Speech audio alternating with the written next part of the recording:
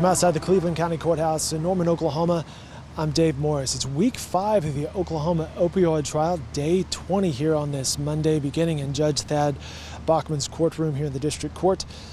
The state of Oklahoma last week unveiled a 30-year plan to abate Oklahoma's opioid epidemic. It would carry a hefty price tag, too, of more than $17.5 billion. Oklahoma Attorney General Mike Hunter has accused Johnson & Johnson and its subsidiaries of creating a public nuisance that helped cause the opioid crisis.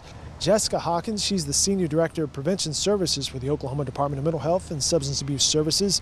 Well, she spent 2 days last week on the witness stand testifying about how the proposed $17.5 billion in abatement money could be spent. Cross-examination of Hawkins continued today. Johnson & Johnson attorney Stephen Brody questioned Hawkins about areas of the state's plan that Oklahoma already gets grants or federal money for. $500 million, we had $177 million over 30 years, so we're up to about $2 billion of Medicaid that Janssen and Johnson & Johnson are going to pay for under your plan, right? $2 billion that Janssen and Johnson & Johnson will be responsible for paying for to abate the opioid crisis, yes. Right, and $1.2 billion of that is money that is contributed by the federal government, right? Well, I mean, there's a lot of assumptions in that this FMAP is going to stay the same, but yes. Right, well, I mean, I'm assuming the FMAP is going to stay the same. It's actually predicted to go up to 65.2% next year in 2020, isn't it? I don't know. If I'm right, and that happens, our estimates of the federal contribution that we've been talking about this morning are conservative, aren't they? I don't know.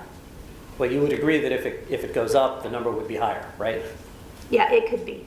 All right.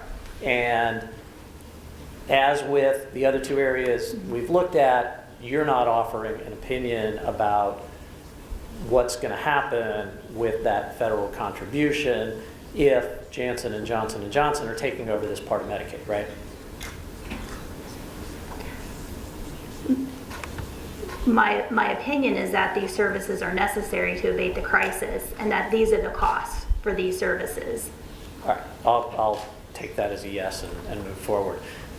So cross-examination of Hawkins is expected to continue into this afternoon. The state's final witness is Terry White. She's the commissioner of the Department of Substance Abuse and Mental Health Services. She's expected to be on the stand this afternoon, tomorrow, perhaps even into Wednesday. And the state is expected to call at least one more witness, but that's later in the trial. The defense will begin calling witnesses after Terry White sometime later this week.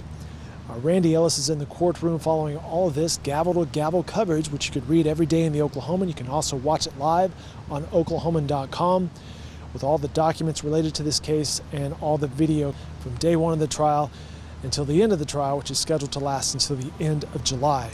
Now, also Monday afternoon, Judge Thad Balkman is expected to deliver his formal announcement on the approval of the revised settlement agreement between the state of Oklahoma and the Teva defendants. Again, you can watch it all live at oklahoman.com. From outside the Cleveland County Courthouse on a beautiful day here in Norman, Oklahoma, reporting for the Oklahoman, I'm Dave Morris.